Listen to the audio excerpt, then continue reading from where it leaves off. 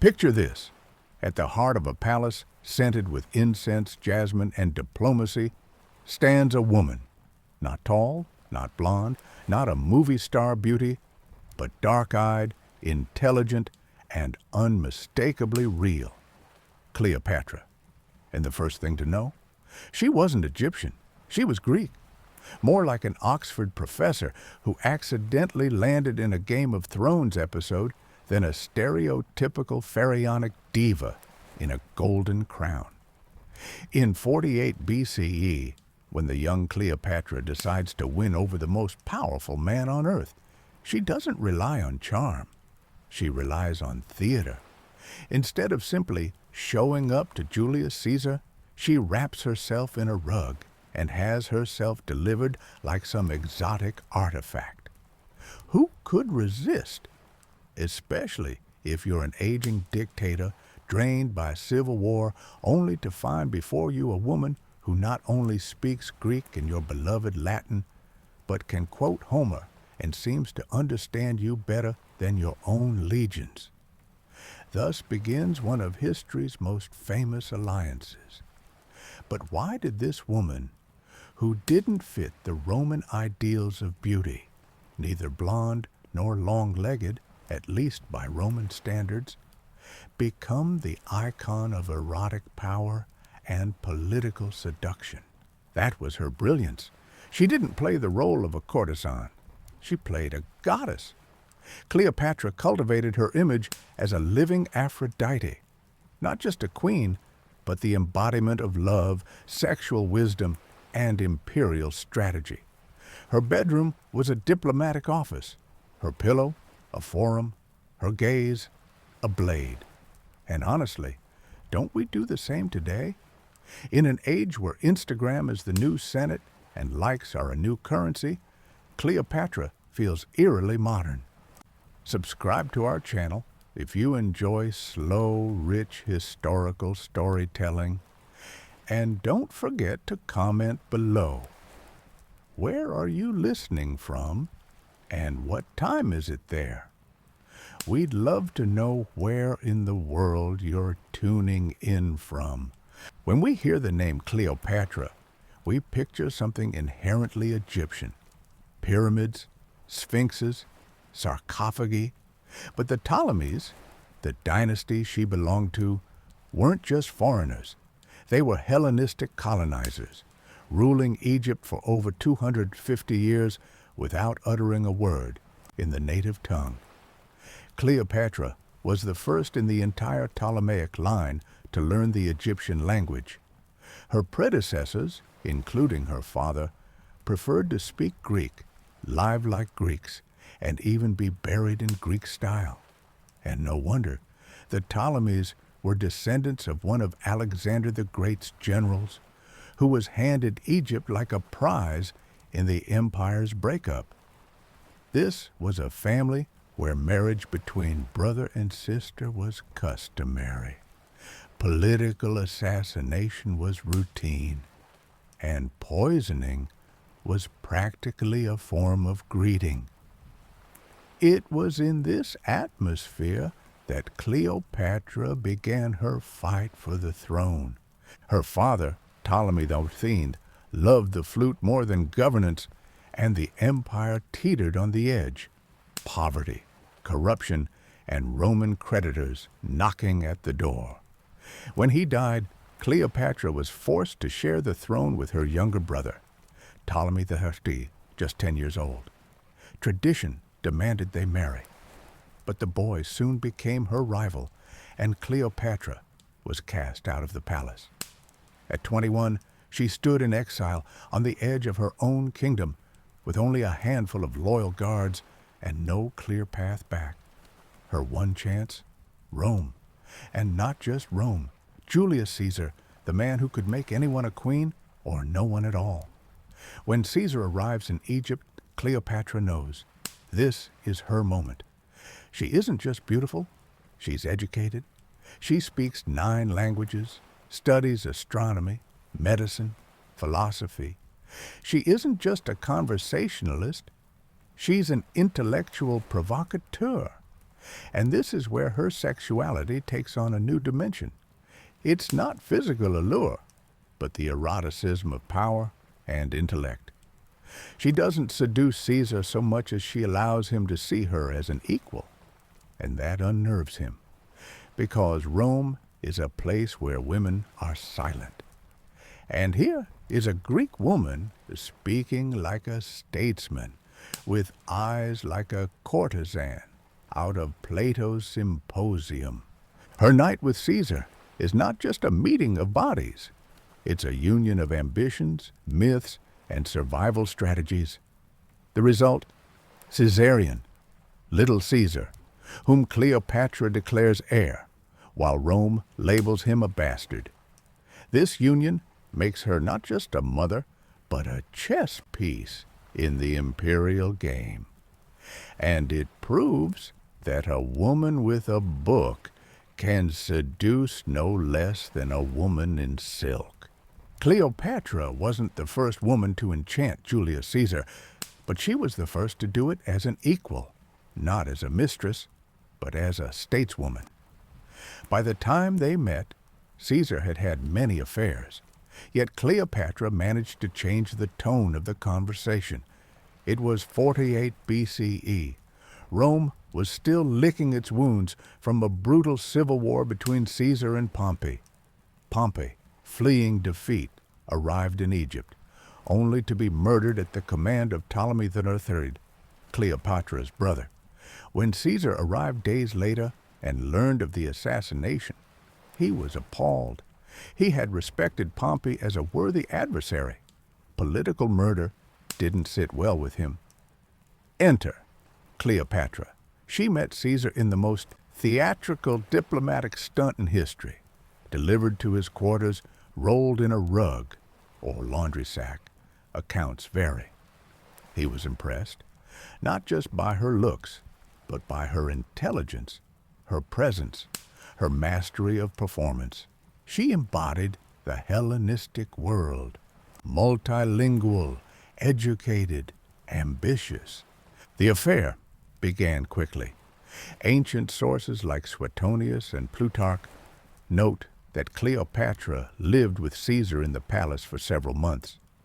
They even took a grand tour of the Nile together, a lavish political theater meant to showcase their alliance to the Egyptian people. But for Rome, it was scandalous. As both a woman and a foreigner, Cleopatra was utterly unacceptable as Caesar's public consort. When he later invited her to Rome, where she arrived in opulent dress, flanked by servants and gold, the Senate was scandalized. Roman elites feared that Caesar planned to make her queen of Rome and declare Caesarion, their child, as heir. That was seen as a betrayal of republican ideals. In 47 BCE, Cleopatra gave birth to Ptolemy XV, Philopator Philometor Caesar, better known as Caesarion. She publicly claimed Julius Caesar as the father. Caesar never formally acknowledged the boy, but never denied him either. He allowed Cleopatra and the child to live on his estate and supported Egypt with new lands and wealth. Roman biographers suggest that Cleopatra pressed Caesar to marry her officially and recognize Caesarion as heir. While Caesar was already married to Calpurnia, his closeness to Cleopatra looked politically dangerous. But any such plans were cut short. In 44 BCE, Caesar was assassinated on the steps of the Senate. Cleopatra, in Rome at the time, quickly returned to Alexandria. Her imperial dream teetered on the edge. Roman authors, Dio Cassius Appian, painted Cleopatra as a femme fatale, a woman who manipulated powerful men through the bedroom. This image stuck for millennia, but modern historians like Edith Hall and Mary Beard argue that Cleopatra wasn't merely a lover. She was a symbol of an alternative model of power, intellectual, erotic, Eastern. Her sexuality wasn't her only weapon. It was one part of a complex political toolkit. In a culture where women had no political voice, Cleopatra used her body as a way to assert her presence, but only because her mind and ambition carried a strategic vision. Her night with Caesar wasn't about pleasure alone. It was a union of mythologies, of statecraft, and survival. The child they produced wasn't just a boy, it was a potential reshaping of imperial inheritance. Cleopatra understood that where Roman law ended, lineage began, and Rome understood it too, which is why they feared her. After Caesar's death, Cleopatra stood once again on the precipice of survival. Her son, Caesarion, was far too young to inherit the political legacy of his father, and Rome's senatorial elite viewed her not as an ally or mother of a future leader, but as an exotic and dangerous symbol of Eastern seduction. Yet history, capricious as ever, offered her a second chance. This time, it came in the form of Mark Antony.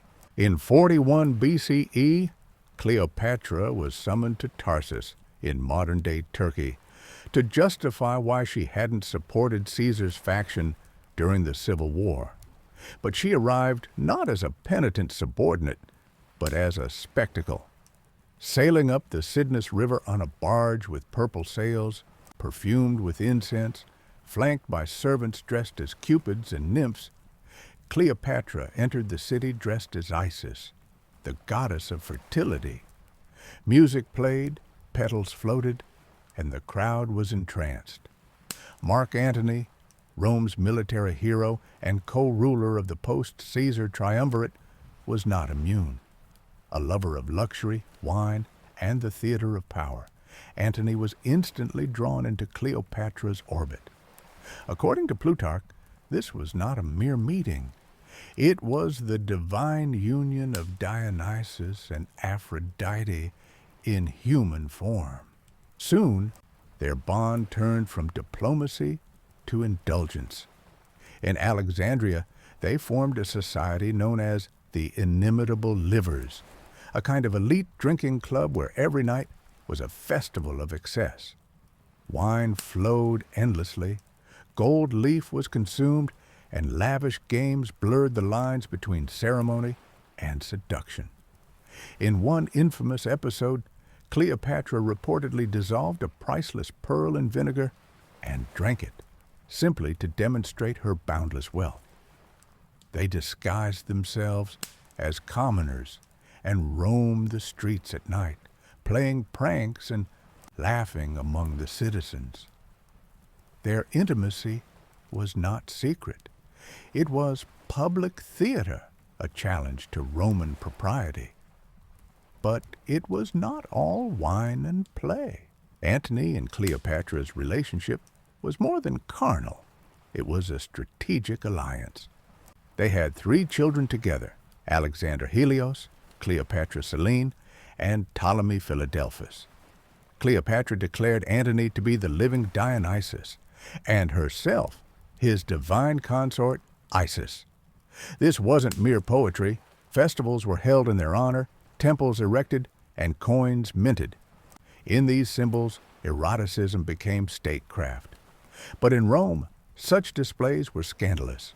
The Roman Republic prided itself on restraint, duty, and Romanitas, the stern moral identity of the Roman citizen. In Cleopatra, the Senate saw not a queen, but a threat to order. In Antony, they saw a man bewitched, seduced, and lost. Octavian, Caesar's heir and Antony's rival, seized the moment. Cold, calculated, and sober, the very opposite of Antony, Octavian began a smear campaign. He depicted Cleopatra as a manipulative temptress, a foreign witch who ensnared Antony in a web of lust and luxury. Roman propaganda portrayed her not as a ruler, but as a corrupting force from the east, This image was powerful. It allowed Octavian to reshape the civil conflict into a moral crusade. Rome versus Alexandria. Order versus decadence. Civilization versus sensual corruption. Antony's political blunders only strengthened Octavian's position. In 34 BCE, Antony held the Donations of Alexandria, a ceremony in which he publicly awarded eastern territories to his children with Cleopatra. Caesarion was declared the son of God and rightful heir of Julius Caesar. This was the tipping point. In Rome, the Senate exploded in outrage. These children, half foreign, born of a queen detested by Rome, were being given kingdoms. Worse, Caesarion's claim challenged Octavian's own position as Caesar's sole heir. Antony's own allies began to defect. Lucius Munatius Plancus, once Antony's confidant, shifted allegiance to Octavian. Quintus Dellius, a diplomat who had negotiated with Eastern rulers, defected and revealed Antony's strategies to Octavian. Even Gaius Sosius, who had defended Antony in the Senate, was branded a traitor.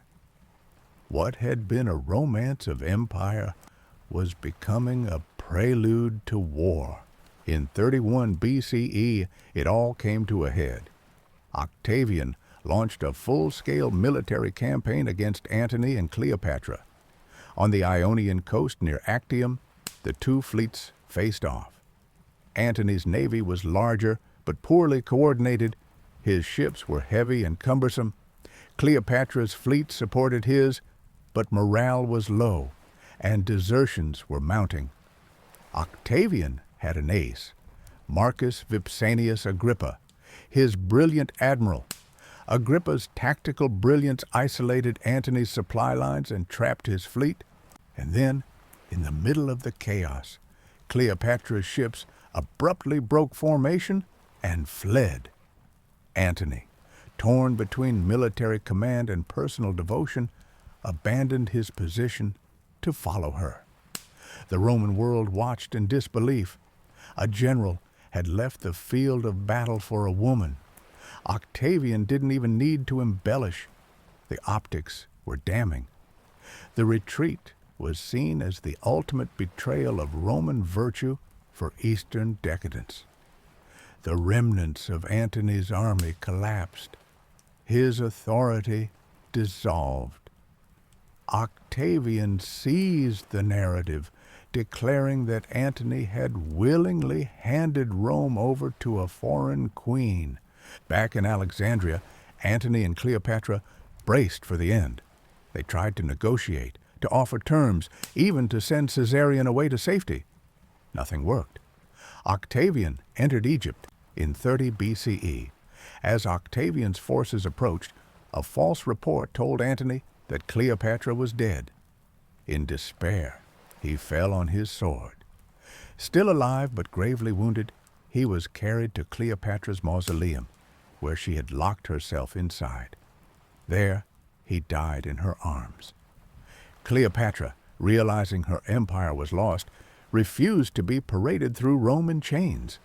According to legend, she let a cobra bite her breast. More likely, she took a fast-acting poison. Either way, she died with regal finality, taking her narrative with her. Octavian had Caesarion killed.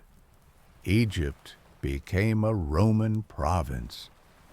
The Ptolemaic line, descended from Macedonian conquerors, ruled by Greek pharaohs, ended in tragedy. Cleopatra's story didn't die with her.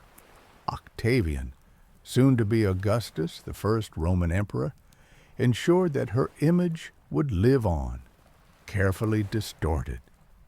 She became the archetype of the dangerous woman, the foreign seductress, the queen who brought down generals and empires. Her relationship with Antony was rebranded not as a partnership of strategy and passion, but as a cautionary tale of lust overpowering duty.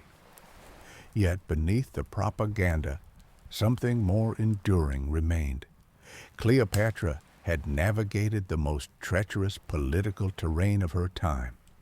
She had ruled a kingdom alone in a world where women were expected to disappear behind veils or husbands. She had borne a child to Julius Caesar, partnered with Mark Antony, and nearly reshaped the Mediterranean balance of power. Her use of sexuality was not mere seduction. It was a deliberate and refined tool. In a system that denied her institutional power, Cleopatra used performance, charisma, and yes, intimacy, to place herself at the very center of empire. She was not the last woman to wield beauty as leverage, but few did it with such historical weight. Her story still lingers in operas, films, novels, and political discourse. For some, she remains a temptress. For others, a tragic heroine. For many, an enduring question. What if she had won? In August 30th BCE, it all ended, and not the way legends of love usually do. On that day, Cleopatra, queen, lover, politician, mother, entered history not only through death, but through how her death was portrayed. For if she had once built her power through language, presence, and theater, her enemies crafted her downfall through words, fear, and myth. After Antony's suicide, Cleopatra lived for another 11 days. During that time, she attempted to negotiate with Octavian. She did not beg. She bargained.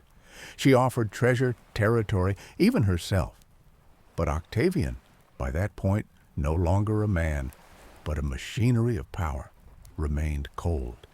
He didn't want her. He wanted her defeat. More importantly, he wanted Caesarion, her son by Julius Caesar. As long as the boy lived, Octavian's claim to being Caesar's true heir remained contested. Cleopatra tried to save him, sending him south toward Ethiopia, but he was intercepted. On Octavian's orders, the boy was executed. Thus perished the last direct descendant of Caesar. Realizing everything was lost, Cleopatra acted with the same dignity she had maintained in her lifelong performance. She refused to be paraded as a conquered prize in Octavian's Roman triumph. That fate awaited her: a golden cage, public scorn, and jeering crowds. She chose death. Legend says she ordered a cobra, ASP, to be brought to her, which bit her on the breast. Modern historians suggest poison, hidden in a hairpin or comb, is more likely. She died in the same mausoleum where Antony had just perished. Her two surviving children by Antony, Cleopatra Selene and Alexander Helios, were spared and taken to Rome. They would live, but only as decorative reminders of a shattered world. Killing her body wasn't enough. Rome set out to kill her image. Octavian, now Augustus, understood the power of storytelling, and he wrote it so that Cleopatra would be remembered as a villainess who deserved her end. Roman historians, under the control of the new regime, painted Cleopatra not as a ruler, but as a woman who destroyed two men through lust. Antony became a victim of passion. She became the Eastern sorceress who drugged him into abandoning his Roman duty. This narrative became the foundation of nearly all later portrayals of her. Plutarch claimed she toyed with men like a cat with mice. Dio Cassius depicted her as a fatal but empty seductress. Horace, in his poem Nunc est bibendum, mocked her defeat as that of a drunken, mad, and sexually deviant woman. This image served a political ideal. Cleopatra was everything Rome claimed not to be. She embodied the other, female, Eastern, sensual, and autonomous. In that version, something essential was erased. Cleopatra was not just a lover, she was a ruler. She stabilized Egypt's economy, reformed currency, ensured grain exports, built a navy, and conducted diplomacy on equal footing with the men of her era. She spoke 9 languages. She was the only Ptolemy to speak Egyptian. She was educated in philosophy, practiced medicine, and understood astronomy. But all this was overshadowed by the romantic propaganda crafted by her conquerors. This wasn't just a story of passion.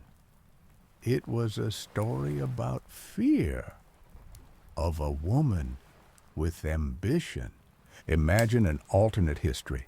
Cleopatra and Antony win at Actium. Caesarion becomes the official heir of Julius Caesar. Alexandria rises as the cultural capital of the ancient world. Instead of an empire ruled by the austere Augustus, Rome inherits a dual model of East and West, with Hellenistic rhetoric, Egyptian aesthetics, and a woman at the summit of power. It didn't happen. But the fact that it could have, and how aggressively it was prevented, speaks volumes about the patriarchal world's fear of a self-possessed woman. Cleopatra wasn't a feminist in the modern sense, but her life was one of history's first grand tales of how female ambition, intellect, and sexuality became tools of power and later objects of punishment. Her image didn't disappear. It stretched across centuries. In the Renaissance, she became the tragic heroine. In the Baroque, the fatal seductress. In 1963, Elizabeth Taylor, adorned in diamonds but with no book in her hand. In modern culture, a symbol of strength, beauty, and the mysterious control women can exert over politics. They destroyed her, but immortalized her. She lost, but in such a magnificent way that she won eternity. If we look closely at Cleopatra's story, we realize something remarkable. She lost the war, but won something far more enduring, the attention of the future. Her armies collapsed. Her kingdom became a province. Her body vanished without a trace. But her image lives on. Because Cleopatra wasn't just a woman who loved 2 men, she was a test for history, a test of its ability to recognize a complex woman as a subject, not an object, as a strategist, not merely a lover, as a leader, not just a muse. Every era has interpreted her differently. To the Romans, she was a warning. To the Middle Ages, a sinful woman. To the Renaissance, a tragedy. To colonialism, an Eastern enigma. To feminism, a symbol of endurance. And yet none of these were truly about her. They were all about us, about our fears, our desires, our projections. We live once again in an era of narrative warfare, where image outweighs truth, where propaganda shapes biographies more than facts do. Cleopatra's story reminds us that the most powerful weapon is not a sword or a fleet. It's a story. She lost the Battle of Actium, but she won the imagination of humankind. That doesn't mean we should romanticize her uncritically, but it means this. When a woman who possesses intellect, agency, and sexuality becomes either heroine or threat, it often depends not on her, but on who tells the story. And maybe every age must try to tell it again, not to redeem Cleopatra, but to understand itself. We've explored the story of Cleopatra, the woman who made an empire tremble. Now, it's time to turn to the man who built that empire. In our next episode, we'll unravel the figure of Julius Caesar.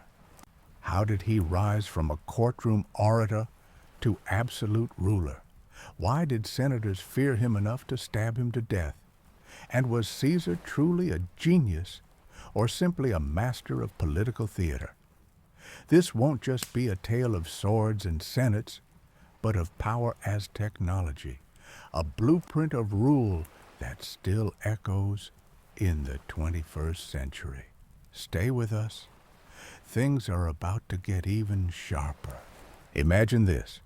A young man from a noble but not wealthy Roman family stands before a dictator who has already executed hundreds of senators and thousands of citizens.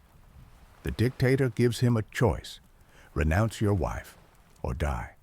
The young man refuses and flees. His name is Gaius Julius Caesar. And this isn't the start of a Hollywood film. It's the beginning of an empire. Caesar was born in 100 BCE into the patrician Julian clan, a family that claimed descent from the goddess Venus herself. But nobility didn't equal power. His family had a name, but not much wealth. His father served as a minor governor in Asia, but never played first fiddle in Roman politics. Caesar grew up in Rome, where every second household dreamed of triumph, but most ended up in debt or dead. From an early age, Caesar stood out, handsome, educated, eloquent, but most of all, pathologically ambitious. He didn't just want success, he wanted everything. In 82 BCE, Rome was under the iron grip of Lucius Cornelius Sulla, a brutal reformer and blood-soaked dictator. He had seized power after a civil war and initiated what we might today call state-sanctioned political assassinations. Lists of proscribed enemies were published, and anyone named could be killed without trial, their property up for grabs. Caesar was suddenly vulnerable. His uncle, Gaius Marius, had been Sulla's arch-rival. Worse, Caesar had married Cornelia, the daughter of Cinna, another staunch enemy of Sulla. The dictator demanded that Caesar divorce her. The young man refused. This was the moment of truth: family or ambition. Caesar chose honor and exile. Sulla begrudgingly spared his life, but reportedly warned, "In this young man there are many Mariuses." Caesar fled Rome. He hid in the mountains, contracted malaria, was nearly killed by bounty hunters, and yet he survived. His reputation only grew. Even enemies began to recognize in him a defiant, charismatic dog who might one day become a lion. After escaping Sulla's wrath, Caesar served in Asia, not yet as a commander, but as a young staff officer. He took part in the siege of Mytilene, showing remarkable bravery, and was awarded the Corona Civica, a civic oak wreath, for saving a fellow Roman's life. This was the ancient equivalent of a Medal of Honor.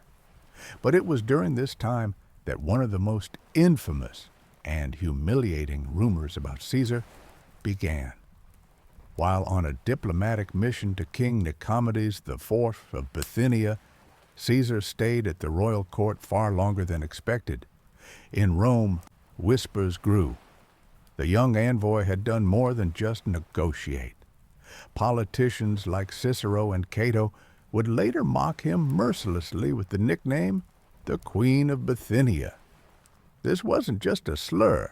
In Roman culture, a man's honor was directly tied to dominance. Playing a passive sexual role was seen as disgraceful, even emasculating. Caesar always denied the rumors, but never sued for slander. He knew the more attention you give it, the more real it becomes. And still, his fame rose. Then came the pirates. While returning to Rome, Caesar was kidnapped by pirates in the Aegean Sea. They demanded a ransom of 20 talents of silver. Caesar was insulted. "You're underestimating me," he told them. "I'm worth at least 50. While his companions gathered the ransom, Caesar joked with his captors, read them poetry, lectured them on history, and promised, "When I'm free, I'll come back and crucify every one of you."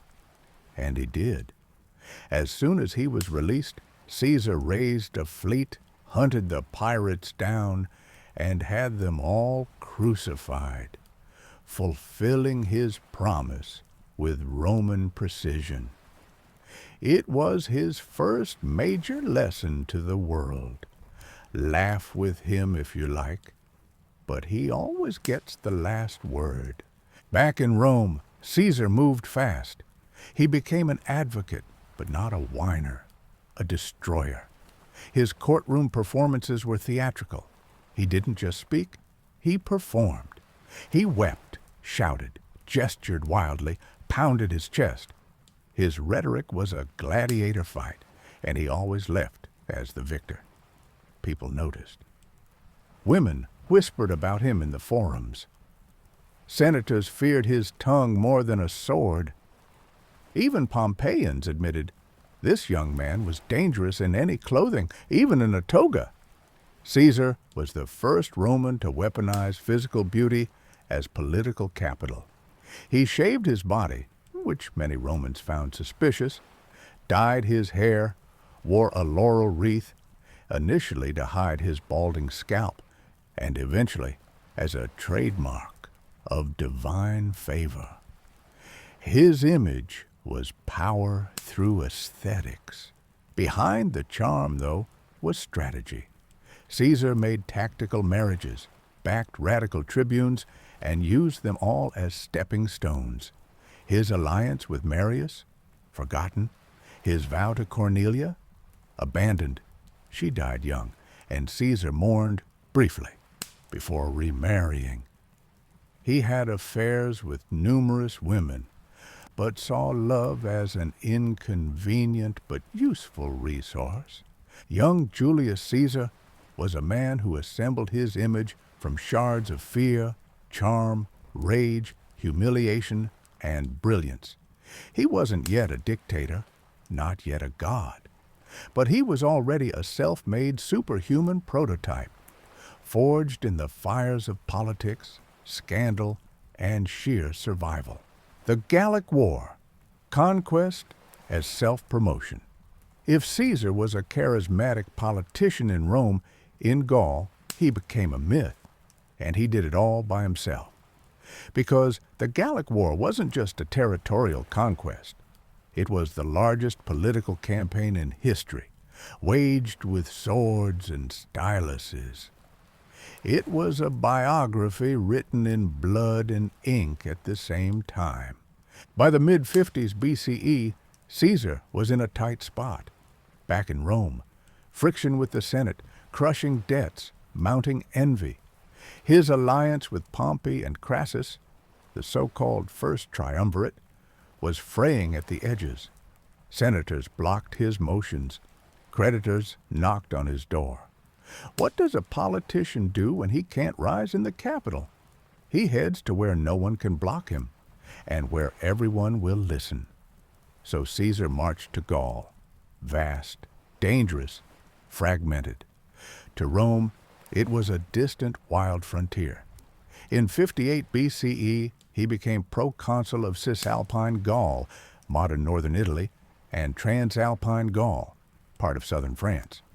Within months, he unilaterally extended his power over all of ethnic Gaul, violating agreements and raising eyebrows in Rome. But the Senate did nothing. Why? Because Caesar's dispatches described him as a hero defending Rome's borders. Caesar didn't wait for Gaul to become a threat. He manufactured one. In 58 BCE, the Helvetii, a tribe from modern-day Switzerland, began migrating westward, not to wage war, but to find better land. Caesar presented this as an invasion and used it as a casus belli. What did he do next? He sent his first dispatch to the Senate, describing how savage barbarians threatened Rome's safety. He portrayed himself as the Republic's shield and civilizer. And crucially, he began publishing these dispatches as official reports, the origin of his Commentari de Bello Gallico. These commentaries weren't humble memoirs. They were military political PR, written in the third person. Caesar ordered, Caesar won. This wasn't modesty.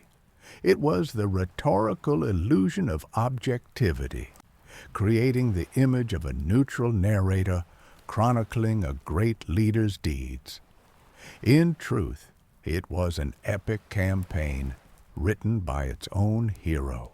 In 52 BCE, Caesar faced his greatest challenge, the uprising led by Vercingetorix, a charismatic Gallic chieftain who had united scattered tribes to resist Roman rule. The climax came at the siege of Alesia. What Caesar did was nothing short of an engineering miracle.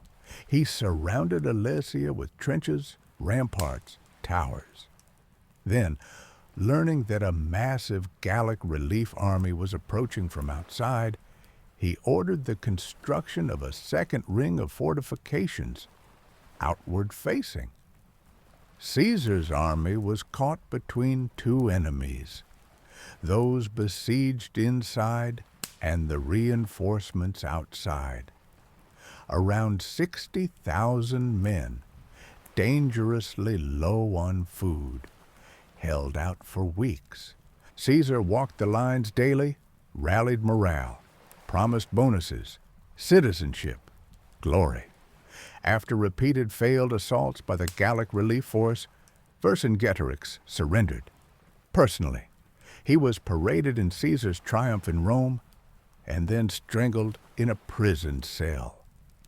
This victory wasn't just military, it was cultural conquest. Caesar didn't just defeat armies, he dismantled tribal independence and replaced it with Rome as the new Europe. The Gallic War wasn't just a chronicle of battles. It was a massive humanitarian catastrophe, disguised as a civilizing mission. By Caesar's own estimates, over 1 million people were killed and another million enslaved. One of the most chilling examples, the town of Uxellodunum surrendered after a prolonged siege. Caesar ordered the hands of all defenders cut off so they would live. But remember, Romans weren't horrified, they were impressed. In the capital, Caesar became a hero, not for fighting, but for writing beautifully about fighting. His commentarii were read everywhere, in schools, forums, even Senate meetings.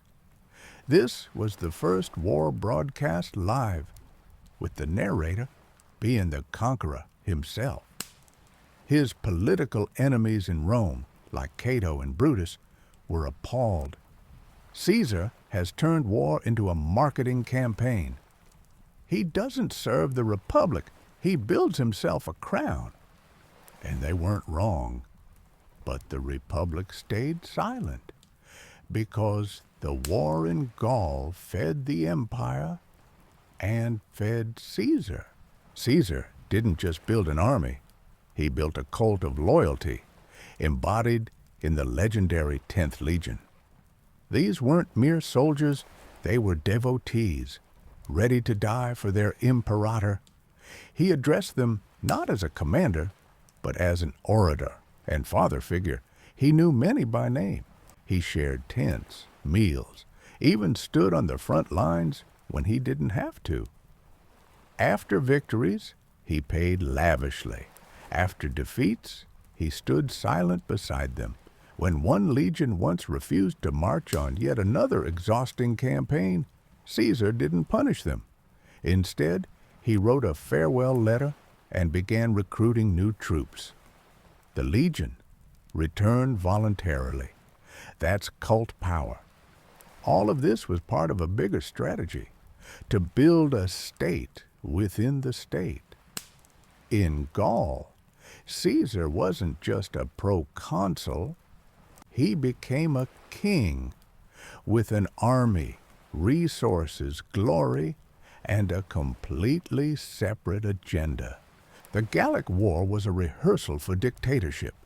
Everything Rome feared, concentrated power, personal army, cult of personality, foreign policy without Senate oversight, already existed. But as long as it stayed in Gaul, far from the Forum, no one dared call it tyranny. Caesar understood. First, write the myth, then come home to collect the crown. Veni, vidi, vici. How he did it in 5 days. This phrase stunned Rome with its brevity. I came, I saw, I conquered. It was Caesar's report on his victory over King Pharnaces II of Pontus in 47 BCE. But behind that crisp declaration stood a weary Caesar, a furious Senate, a fractured empire, and a war he had to win. Not for Rome, but for himself.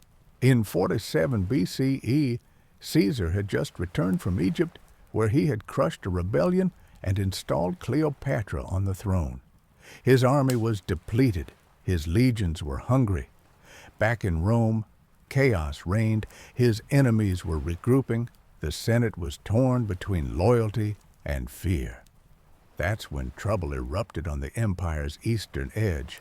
Pharnaces III, son of the infamous Mithridates VI of Pontus, a man Rome had struggled to subdue for decades. Sensing Caesar was distracted in the west, Pharnaces moved to reclaim his father's lost territories. He attacked Roman provinces in Asia, defeated Caesar's governor Domitius Calvinus, and declared himself the rightful heir of Mithridates' power.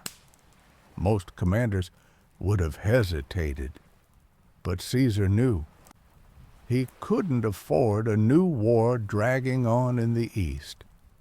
He needed a fast, theatrical punishment that would remind the world Rome and Caesar were still in charge. Caesar didn't wait. He didn't summon the Senate, didn't request reinforcements.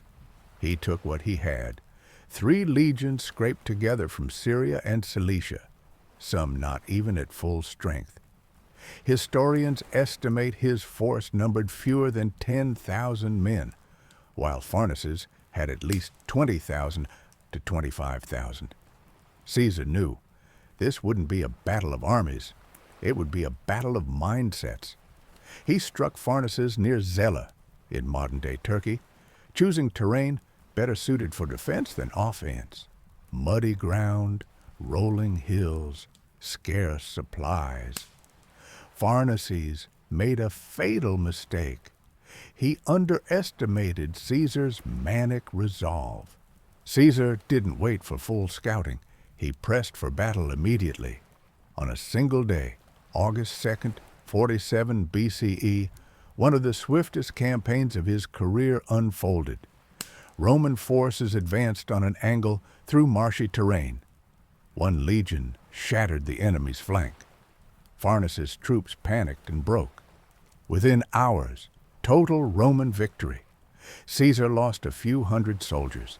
The enemy lost thousands. Pharnaces fled to the Bosporus, where he was soon betrayed and killed. And then, that famous dispatch, Veni, vidi, vici, I came, I saw, I conquered. Veni, vidi, vici wasn't just a report. It was a symbolic strike against anyone doubting Caesar's strength. It wasn't a formal speech. It was a note, concise, arrogant, and brilliant. Published in Rome, it was scrawled on forum walls, repeated by legionaries, rhetoricians, even slaves. It was the ancient equivalent of a viral tweet. But what lay behind it? Caesar had just been criticized for meddling too much in Eastern politics, whispers of Egyptian decadence, and being under Cleopatra's influence. His armies were exhausted from civil war, particularly after the earlier setback at Dyrrhachium. Rome itself was fractured. Loyalty wavered.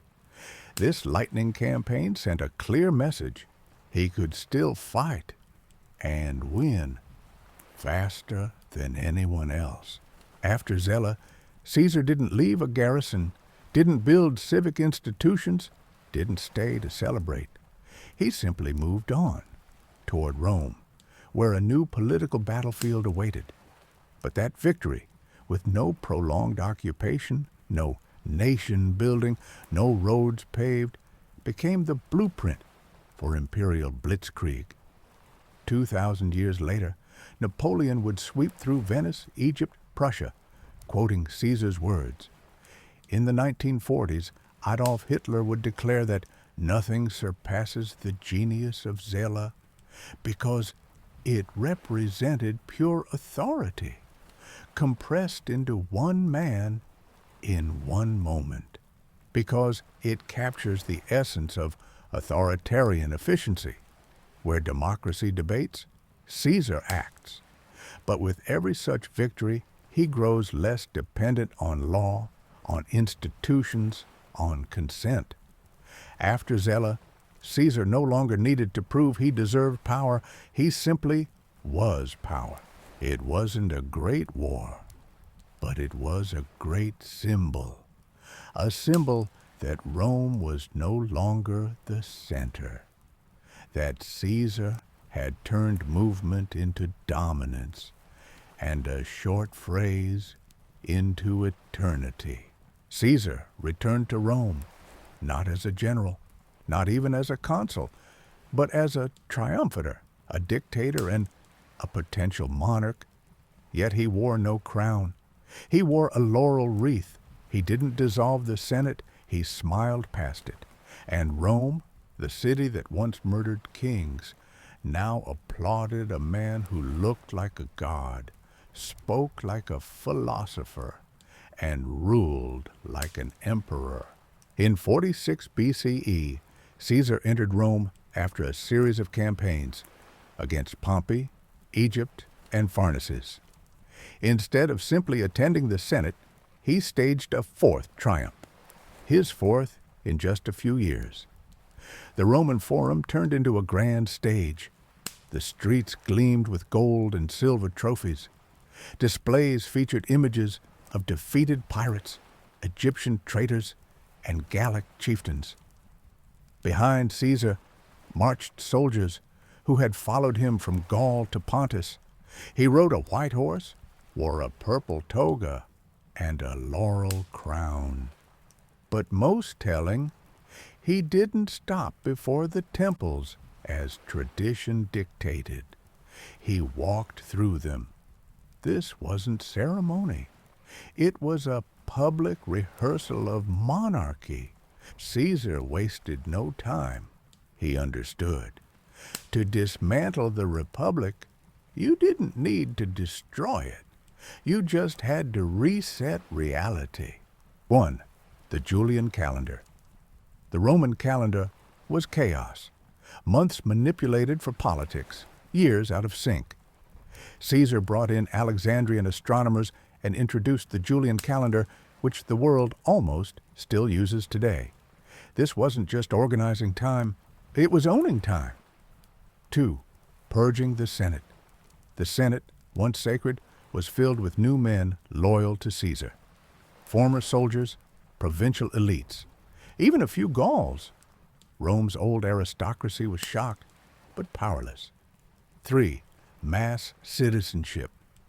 Caesar granted Roman citizenship to provincials, especially in Spain and Gaul. This wasn't generosity. It was a blueprint for an empire where identity was not just location, but allegiance. And all this happened without debate, without votes, without public struggle. Rome had entered a system where routine meant waking up to Caesar's latest order. Rome had always deified heroes after death, but Caesar was alive, and he didn't mind a bit of pre-mortem worship. Statues of him were placed in temples beside Jupiter. Altars to Caesar's genius, his divine spirit, appeared in forums. People began swearing oaths not to the Republic, but to him. Caesar welcomed delegations from the East who addressed him as a god. Unlike Cicero, he didn't laugh. He nodded and commissioned the construction of a temple of Caesar's greatness.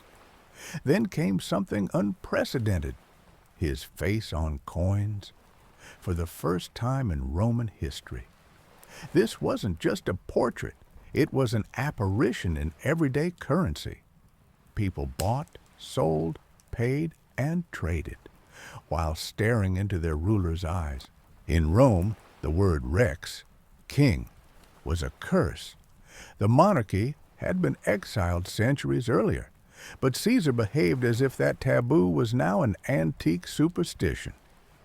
He sat on a golden chair during Senate meetings.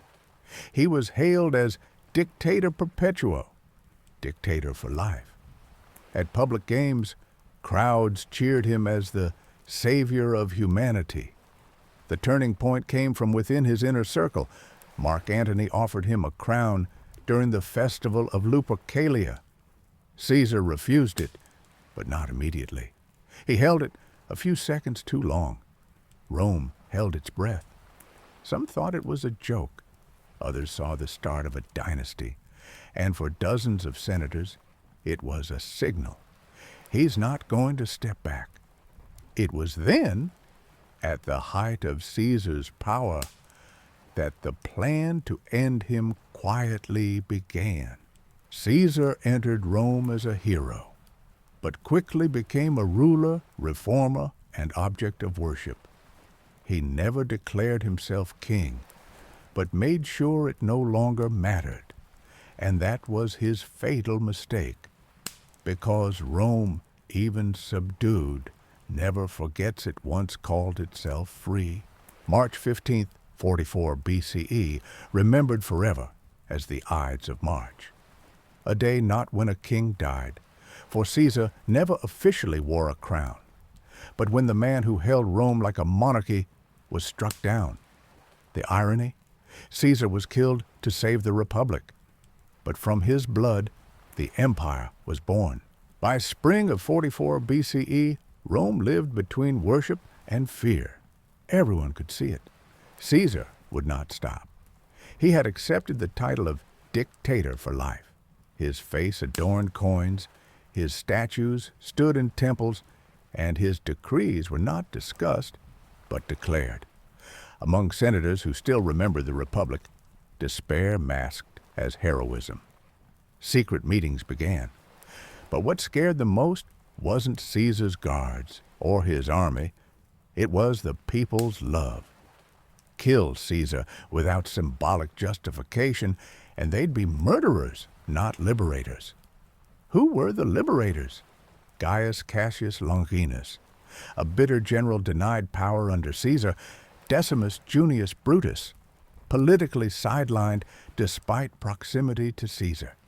Marcus Junius Brutus, descendant of the man who expelled Rome's kings, a figure of moral weight.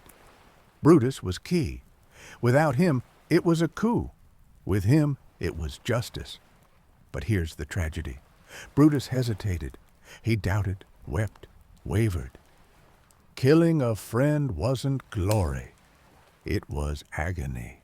March 15th, the Ides, a day that should have been ordinary, a Senate session in the Curia of Pompey.